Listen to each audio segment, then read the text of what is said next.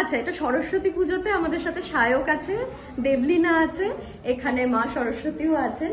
দেবলীনা, তুমি বলছিলে যে এবারে প্রথমে ভাবছিলে যে করতে পারবে না সরস্বতী পুজো, কিন্তু তারপরে বাড়িতে পুজো হয়েই গেছে, সেটা একটু বলো।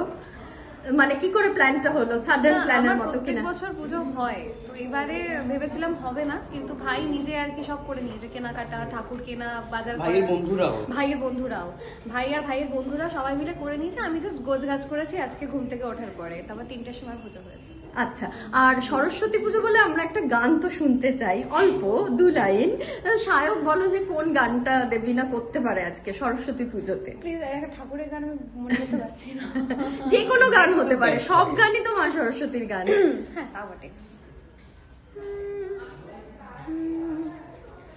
मुरली काटे राधे राधे बोले, मुरली काटे राधे राधे बोले, श्याम सुंदर हार भासि नयन जले, श्याम सुंदर हार भासि नयन जले, मुरली काटे রাধে রাধে বলে।